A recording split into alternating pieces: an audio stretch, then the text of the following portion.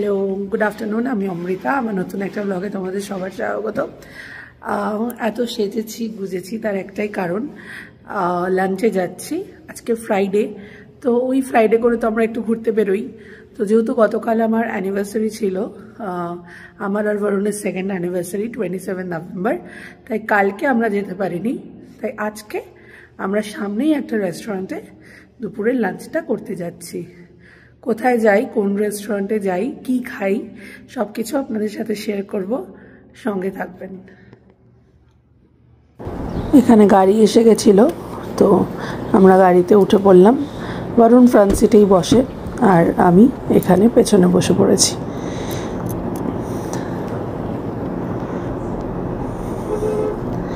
আর যেহেতু ফ্রাইডে একটু রাস্তায় ট্রাফিক থাকে, কারণ পুরো শহরটাই ছুটিতে থাকে।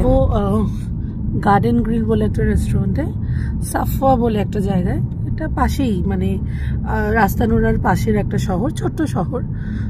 আমরা আগে একবার গেছিলাম, মনে আছে, বিজয় দশমীর যে আমাদের সম্মেলনটা হয়েছিল, তখন আমরা সাফওয়াতে গেছিলাম। তো সাফওয়াতেই যাব, গার্ডেন গ্রিল একটা রেস্টুরেন্টে। ওখানে গ্রিল আইটেমস, কাবাবস, ইন্ডিয়ানও পাওয়া যায়, কুইজিন। তো দেখি কি খাওয়া যাক। আজকে আমি রেড পরেছি, তো যেহেতু অ্যানিভার্সারি স্পেশাল, তাই ভাবলাম একটু রেড পরি। কেমন লাগছে আমাকে জানাবেন কিন্তু সবাই। গাড়িতে বসে পড়েছি, এখন যাচ্ছি আমরা সাফওয়ার দিকে।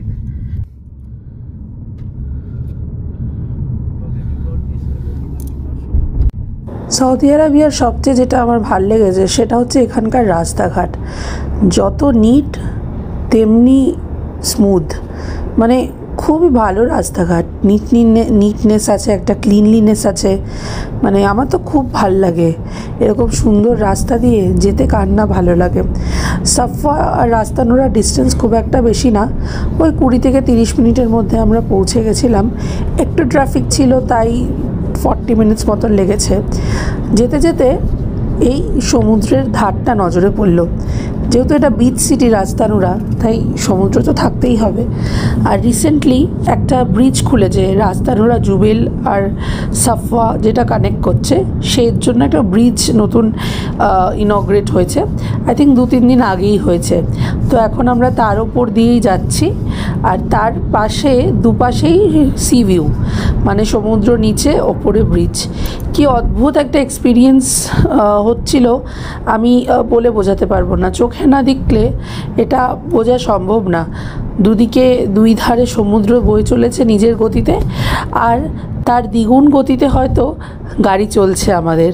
খুবই শান্ত পরিবেশ, কিন্তু মনটা একদম অশান্ত হয়ে আছে।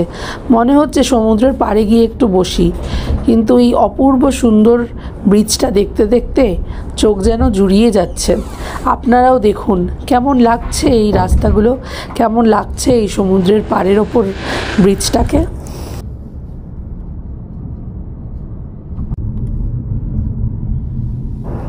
ব্রিজ ক্রস করার 10-15 মিনিটের মধ্যেই আমরা পৌঁছে গেছিলাম সাফওয়াতে। আর এই যে ইতিমধ্যেই আমরা পৌঁছে গেছি গার্ডেন গ্রিল বলে রেস্টুরেন্টটাতে।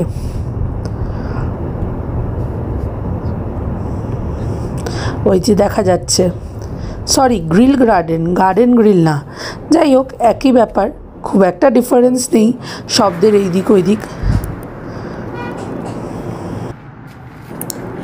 পৌঁছে যাওয়ার সাথে সাথে আমি একটু চারিপাশের ছবি তুলে নিচ্ছিলাম, আর বরুণেরও একটা গ্লিমস তুলে নিলাম।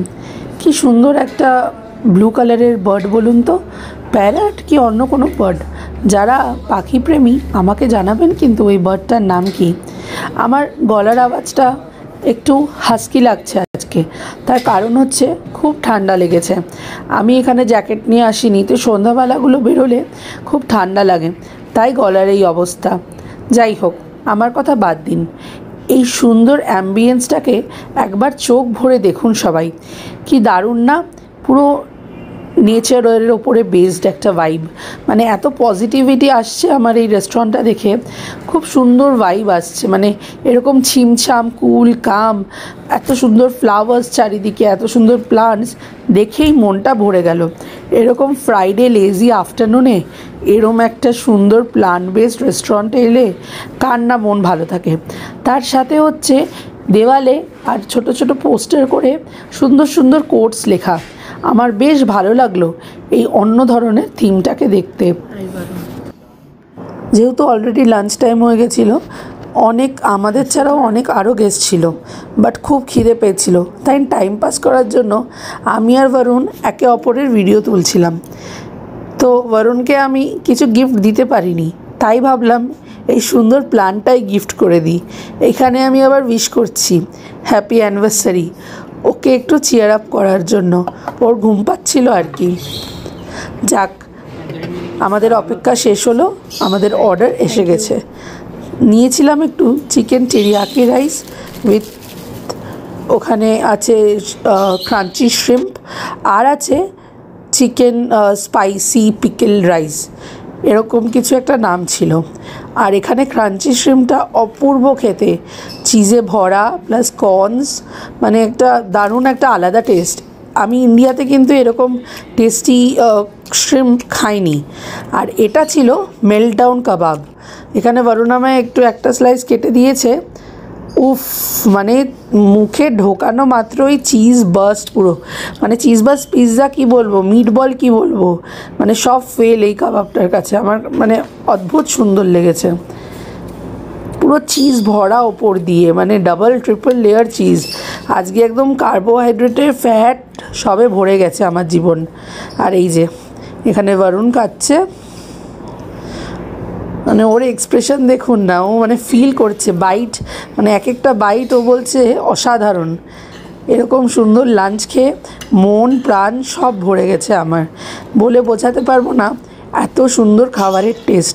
আপনারা যারা আমার ভিডিও সৌদি আরবিয়া বা রাস্তানুরা বা জুবেলের কাছ থেকে দেখছেন, আমি রেকমেন্ড করব একবার যেন এই গার্ডেন গ্রিল বা গ্রিল গার্ডেন যাই বলি, এই রেস্টুরেন্টটা এসে ভিজিট করবেন। যাই হোক, খাওয়া দাওয়া হলো, আমরা দুজনের একটু ফটোশ্যুট করলাম। কেমন লাগছে আমাদের দুজনকে একসাথে জানাবেন। তারপরে কি, এবার বাড়ি যাওয়ার পালা। বাইরে বেরিয়ে একটু চারিপাশটাকে শ্যুট করে নিলাম, নিজেকে তো করতেই হবে, অ্যানিভার্সারি স্পেশাল লুক বলে কথা আমার। হয়ে গেছে আমাদের লাঞ্চ, দারুণ ছিল এক একটা খাবার, মানে দেখতেই পেলেন ভিডিওতে আমার এক্সপ্রেশন দেখে যে কেমন টেস্টি ছিল খাবার, মানে জাম্মি। অনেক দিন বাদে এরকম সুন্দর রেস্টুরেন্টে বসে খাবার খেলাম, খুব ভালো লাগলো। অ্যানিভার্সারি স্পেশাল, লেট হলেও তবুও তো স্পেশাল দিনটা। যাই হোক, অনেক মজা করলাম, খাওয়া দাওয়া করলাম, ছবিও তুললাম, ছবিগুলো শেয়ার করছি আপনাদের সাথে, দেখুন। তাহলে আজকের ব্লগটা এখানেই শেষ করছি, এখন বাড়ি যাব, তারপর বরুণের ডিনারটা রেডি করতে হবে, একটু রেস্ট নিয়ে নেবো, ওর তো নাইট শিফট চলছে, তাই ডিনারটা আমি রেডি করে দিই। তো আজকে ব্লগটা শেষ করলাম, দেখা হবে পরের একটা ব্লগে। Till then, stay safe, stay healthy and keep smiling. Tata.